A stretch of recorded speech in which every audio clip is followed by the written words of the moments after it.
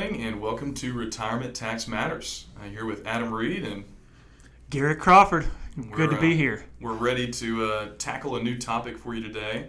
Unless you've been living under a rock, you've probably seen some information about a big, beautiful bill that just passed. Yeah. It looks just like paper and words to me, but I guess they've said that it's beautiful. So we'll take their word for it.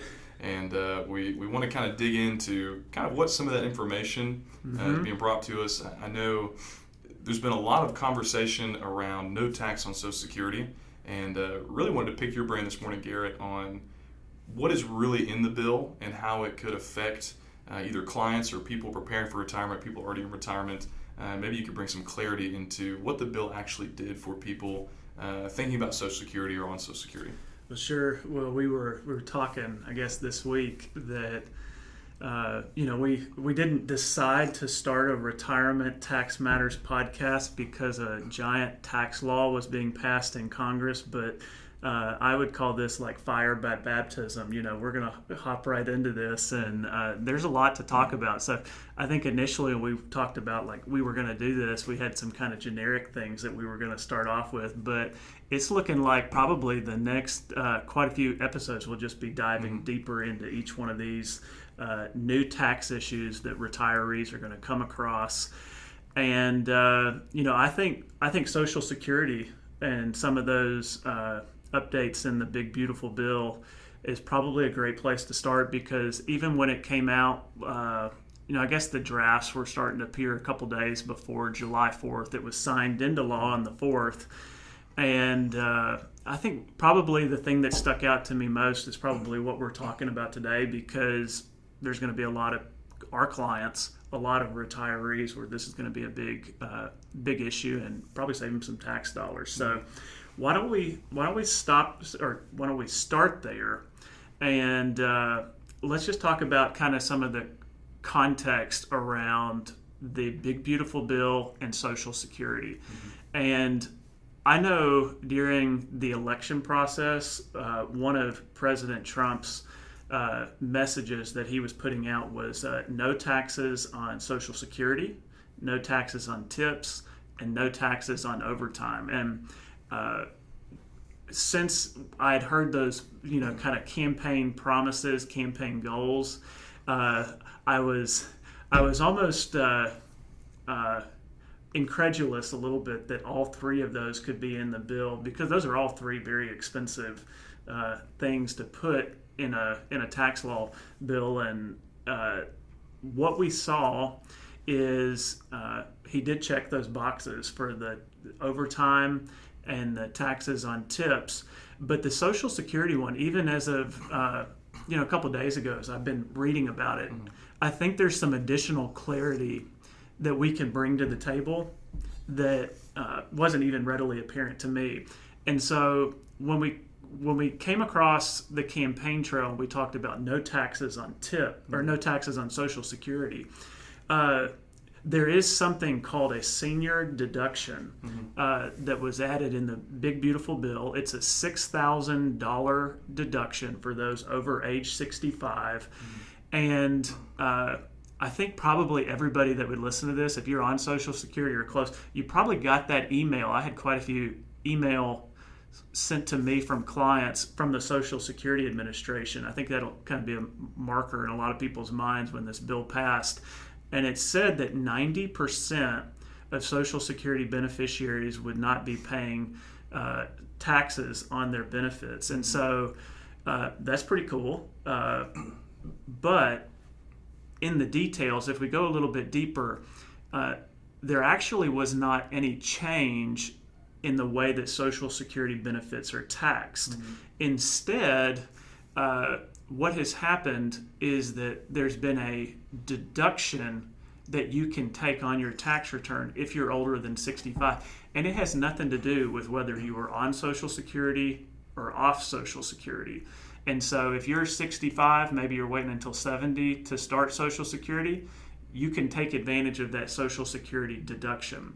And so another important part of this is that... So that's reducing your overall income, not just your Social Security income, is what you're saying? Correct. So let's say we have a married filing jointly. each spouse is eligible to reduce $6,000 of their taxable income so long as their modified adjusted gross income, their MAGI. And I think for like most people, you can just kind of think all the income that you have coming in, whether it's from pensions, 401k withdrawals, you've got capital gains, add up all that stuff. There's some nuance there, but for most people, that's an easy way to do it. If you're married and that number that you come up with is less than $150,000, you are eligible for the full $6,000 deduction for each spouse. So that's another $12,000 that you can pull off. There is a $100,000 phase out between $150,000 for married filing jointly and the top of the phase out, which is $250,000. So if your income is over $250,000, you're not going to get any of that Social Security senior deduction. If it is below $150,000, you're going to get the full $12,000 senior deduction. And if you're in between, you're going to get a partial amount. And so what I think is, as I was looking at it this morning and preparing for this discussion about the senior deduction, it's kind of amazing to me that what this bill did is it made permanent the higher standard deduction. And so I think that number for 2025 is $31,500 for married filing jointly. We also have the new senior deduction, which is $6,000 per spouse. So we get to add another $12,000 to the standard deduction, as long as both spouses are above 65.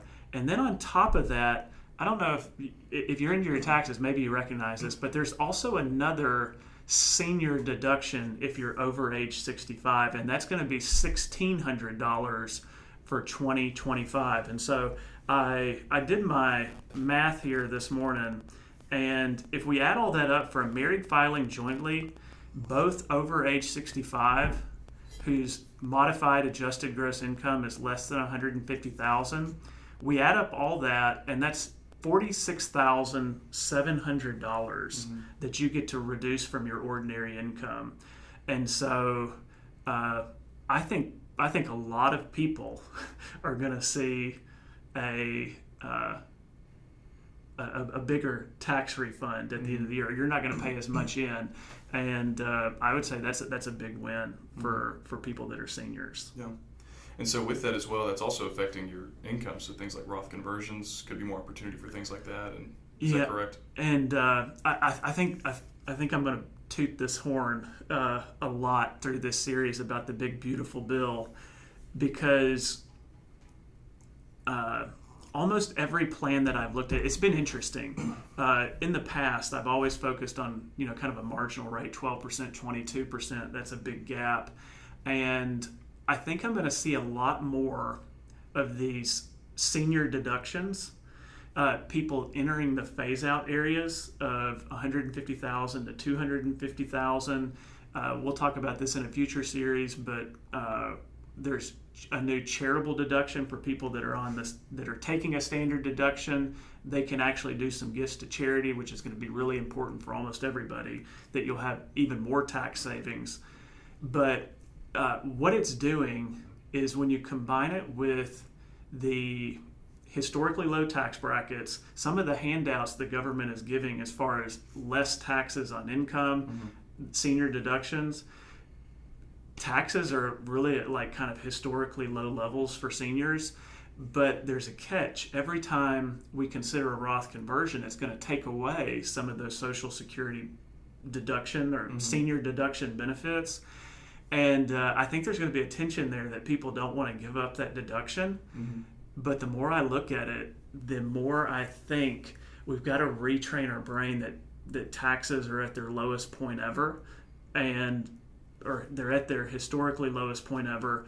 And instead of being scared to give up some of those tax benefits, let's kind of use this time as a way to leverage lower taxes and go ahead and convert money to Roth. And I've got a lot of reasons behind that, but less taxes through the senior deduction, a higher standard deduction for retirees. I think it's going to be an exciting time over the next few years. So senior deduction, pay attention to it. We are in our financial planning with clients, and I think it'll be interesting over the next 3 years as that's implemented. Yeah, absolutely. Well, cool, Garrett. I appreciate the information and some clarity there, because I think a lot of people, maybe some confusion on, is Social Security no longer being taxed, or is there deductions? So that's helpful, I think, as people plan for years to come, and hopefully people are meeting with tax preparers or their financial advisor to kind of think through what opportunity is there, because it seems like there's a lot of opportunity for planning moves and pieces of the puzzle to be kind of thrown in there right now. And I was going to add too, I'm not sure if I said it, but just to make sure, this new senior deduction is not permanent. It goes for the next 3 years, so 2025 through 28 as well. 2028. So it's not forever, but it's a good tax savings for the moment. Similar scenario where we were in this year, where it could sunset by the end of the year, but you could also see it extended. So it's another one of those, they like to leave us up in the air and say, hey, you got it for now, but maybe you'll have it here 4 or 5 years down the road, maybe you won't. Yeah, so we'll have to wait and see, but it's always interesting, and people never like those things taken away from them. So we know we have a 3-year window, and now's the time to plan around that. Yeah, that sounds great. Well, thank you for the information. Thank you all for joining us. Appreciate you guys tuning in to Retirement Tax Matters, and hope you all have a great rest of your day. All right, see you next time.